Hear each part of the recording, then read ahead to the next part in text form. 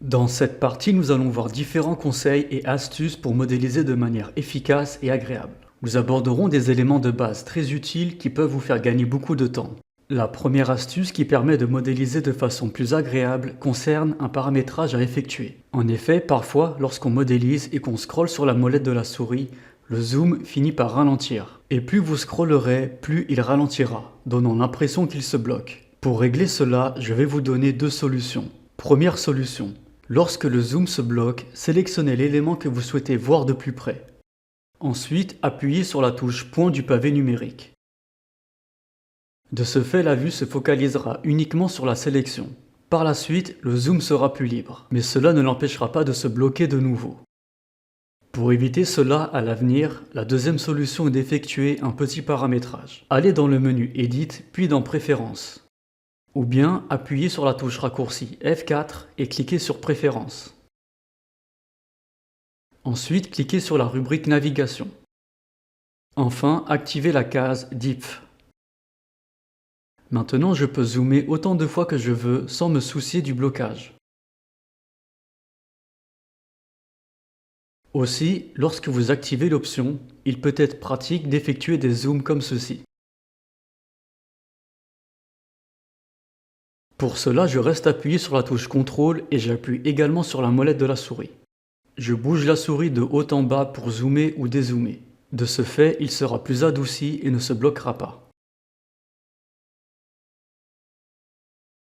Deuxième astuce, dans Blender, nous ne pouvons pas rajouter directement des vertices sur la scène. Pour effectuer certaines modélisations, il est nécessaire de commencer par un seul vertex. Si vous souhaitez commencer votre scène 3D avec uniquement un vertex, il faut utiliser l'option Merge qui sert à fusionner des éléments. Exemple avec ce cube.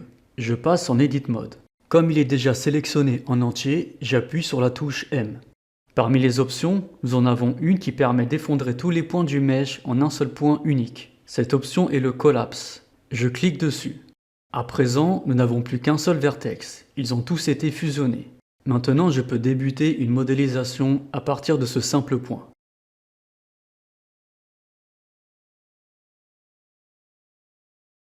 Troisième astuce. Comment rajouter un vertex sur une arête et le faire glisser dessus? Si vous souhaitez rajouter un vertex sur une arête, il serait tenté de dupliquer ce point en faisant Shift D, X. Mais cela n'a pas rajouté de point sur l'arête. En effet, si je le déplace comme ceci par exemple, nous voyons qu'il est totalement détaché du cube. La solution est de subdiviser l'arête. Toujours en Edit Mode, je sélectionne l'arête. Pour rappel, pour passer rapidement entre les différents modes, nous avons les touches 1, 2 et 3. Pas celle du pavé numérique, mais celle située au-dessus des lettres du clavier. 1 pour les vertices, 2 pour les arêtes et 3 pour les faces. Je passe en mode arête et je viens sélectionner celle-ci. Je fais un clic droit et je choisis Subdivide. Cela va couper l'arête en deux et en son milieu. Maintenant, je passe en mode vertice. Pour faire glisser le point correctement, appuyez 2 fois sur la touche G. Il glissera le long de l'arête, et cette fois-ci le point fera bien partie de la topologie du mesh. Je peux sélectionner ces deux parties de l'arête.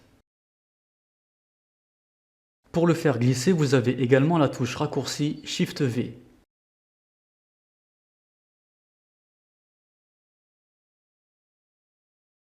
Ces raccourcis Shift V et 2 fois la touche G peuvent être utiles lorsque vous déplacez un point sur un angle. Dès que le point rencontrera un obstacle, il se stoppera à son niveau. Mais attention, les points ne seront pas fusionnés. Si vous souhaitez faire des fusions de manière automatique, cochez au préalable l'option Auto Merge. Cette option est située juste ici. Je fais glisser ce point jusqu'au suivant. À présent, les deux points sont fusionnés. Le raccourci GG peut également être pratique pour faire glisser une boucle d'arête et sans déformer la modélisation. J'appuie 2 fois sur la touche G. Maintenant, je peux faire glisser l'arête facilement comme ceci. Je fais un clic gauche pour valider le positionnement. Astuce numéro 4. Une touche raccourcie que j'utilise beaucoup est la touche Slash du pavé numérique. Elle permet d'avoir une vue locale de l'objet. Elle sert à l'isoler des autres éléments de la scène. De ce fait, vous pouvez travailler dessus sans être gêné par les autres éléments. Une fois fini, réappuyez sur la touche Slash pour tout faire réapparaître. Autre raccourci du clavier à connaître est la touche Contrôle Tabulation. Cela fera apparaître un menu en pli.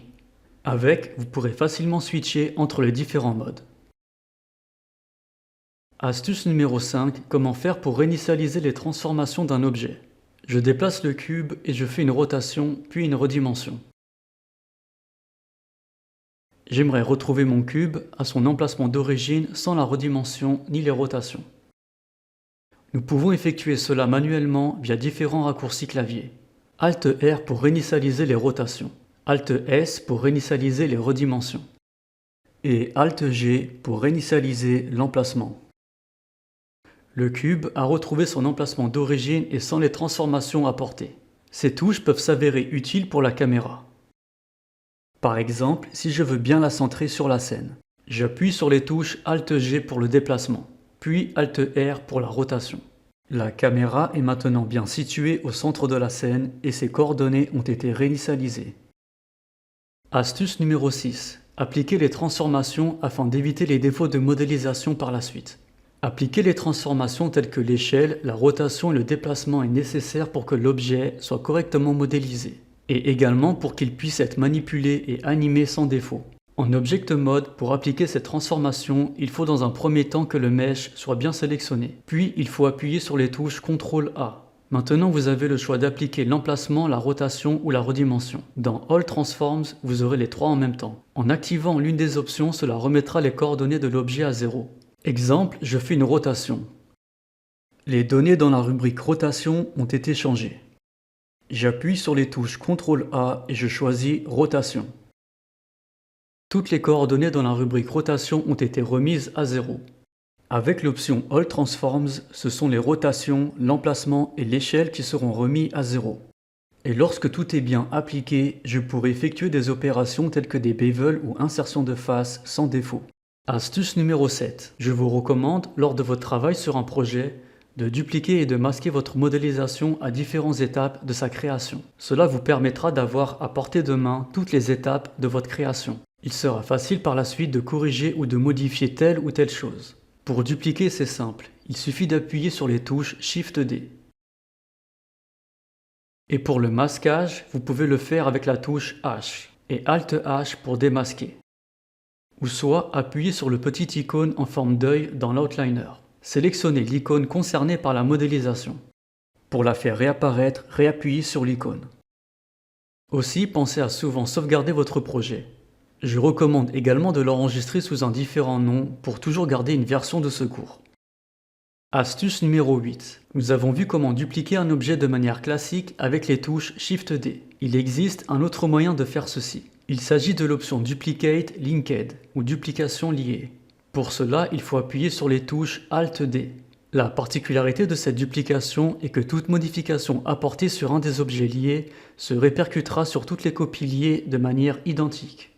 Exemple, je fais Alt D pour avoir une duplication Linked. Je répète l'opération plusieurs fois. Maintenant, lorsque je passe en Edit Mode et que je déforme le mesh, tous les cubes répètent simultanément la même opération.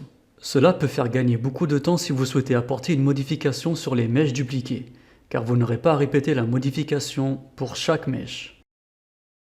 Astuce numéro 9. Faire des modifications via l'édition proportionnelle.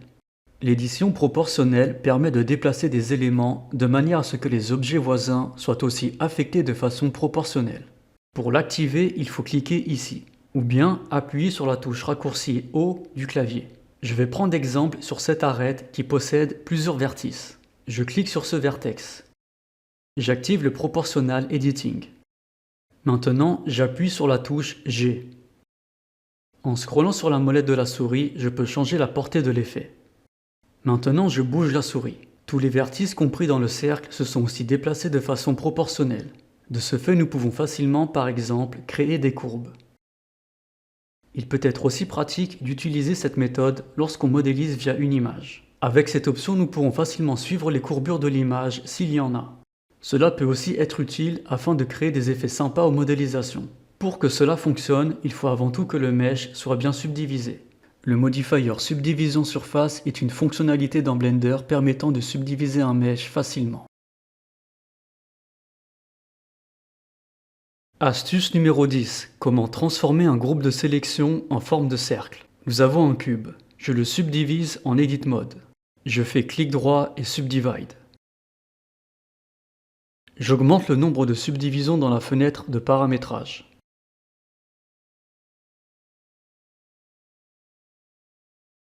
Je fais une sélection de face avec la touche C. Maintenant, je souhaite transformer rapidement cette sélection en forme de cercle. Pour cela, il me suffit de faire un clic droit. Puis, dans Loop Tool, je choisis Circle. À présent, notre sélection est sous forme de disque, ce qui peut être très pratique si vous souhaitez faire des extrusions comme ceci. Nous avons fini cette partie sur les conseils et astuces à connaître sur Blender.